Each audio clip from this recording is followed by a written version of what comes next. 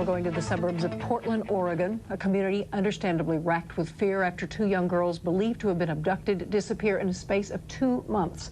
Now, the first to vanish was 12-year-old Ashley Pond, last seen January 9th walking to a school bus stop. Ashley might have been written off as a runaway, but on March 18th, Miranda Gaddis, Ashley's good friend, also disappeared on her way to school without a trace. Now, the FBI is asking for your help in solving this heartbreaking case.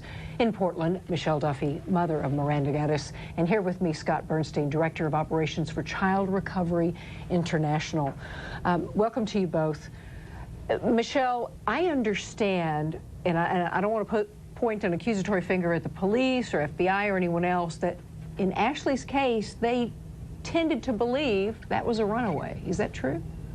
Yeah, we all thought at first she was a runaway, but after about a month, we started really wondering because we thought she would have called someone by then.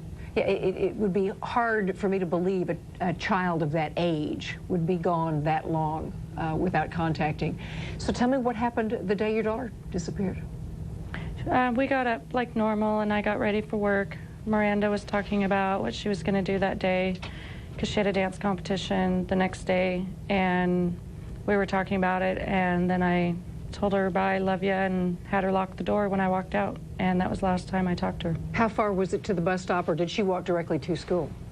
She walked to the bus stop, but it's up our driveway, and then there's a house up at the top, and it's on the other side of the house. That's it? Yes, it's not very far. It's like a 1.5 to 2 minute walk. Okay, and when did you realize that she had gone missing? They had a half-day school, and after school, some of her friends had called wondering why she hadn't shown up, and she wasn't answering the phone at home, and that's when I got called.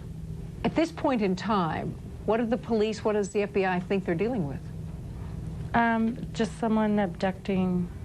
I just know that they know it's an abductor, but they're not, I didn't have them go into detail about it with me. All right, well, Scott, that's sort of your line of work. What do you think? Well, I think at this point, after about a couple of months have gone by, that the chances of them being a runaway are pretty much nil at this point.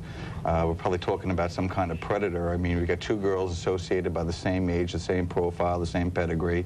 They're walking to a bus stop pretty much almost at the same time, if I'm not mistaken about it, that it's separated only by a couple of months. Similar in hair color and eye color and things in that nature. And as somebody, if in the same apartment complex, it's probably somebody that's been stalking them out for some time, learning their habits, what time they get up, what time they go in, who's dropping them off, who's coming in. I mean, obviously, they're both getting taken to school bus about the same time, and they were friends at one point. So your reaction is to start sort of door to door in that immediate neighborhood? Well, what I would first do is I would check the registry and find out where the local sex offenders are located and do a canvass of that and find out what's going on there. And this is kind of similarities ring out of the Danielle Van Dam case, even though we're separated by about 10 years here.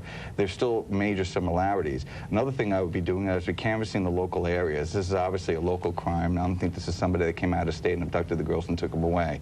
There's somebody who's been around, somebody in the county perhaps, and you got to check out certain aspects of where they might be looking. If they're still around, they're going to need some certain needs for the girls. I mean, there's going to be, you know, well, there's food, clothing, just correct. There's certain other things, right? Yeah. If you have a strange person walking into a convenience store asking for, you know, some kind of female items, I mean, bang, there's something that they should look into. Yeah.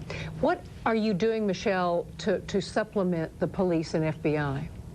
I do anything that they need, and I'm very confident that they're doing the best they can. And we are doing flyers, I'm out doing news as much as possible, anything to get her face out to anybody and everybody. And what about the neighbors? Because you've got two children, two babies missing from that one complex. The neighbors all have to be frightened. They are very frightened. They started bringing the buses down into the apartments at a different locations, and they have security now, and they're doing different classes on safety, and people are just really watching out for each other. Is there anything else? Is there anything else we can do? Anything you can do except to speak out, to show pictures, tell people you're looking desperately for her? That's all I can do. A lot of people are scared to talk to the police because they're worried that they'll get in trouble or something, and I just want them to know that they're not going to get in trouble. They need to speak up because it can bring home my daughter, And people think that there's little things that mean nothing to them, but it could bring home my daughter, and we want her home. Well, I understand that she is a Court TV fan. She watches. If she's watching, what would you say? That I love her, and I want her home very much. Oh. She's very missed. All right, Scott, is there anything else that people can do, that neighbors can do, friends can do? Well, I would say if any of their friends have any information, if it's still, you can't rule out completely it's not a runaway. Even at this point, it doesn't look good. But the fact is, we should look into some of their friends, see if they had any contact by telephone or otherwise. I mean, keep hitting up the children. I know they're afraid of the police in some respects, but they should somebody should go out, and maybe you got a lot of volunteers out there that can speak to the children, have the parents speak to their own children who are friends of these children, and see if there's any aspect of there is a possibility that they ran away and this is not an abduction of any nature. Well, Michelle, our prayers are with you. Thank you so much for joining us. Thank you very much. Michelle Duffy and Scott Bernstein. Now, remember the FBI tip line number, 1-800-822-0962. You can always go to courttv.com. We'll have the information there for you.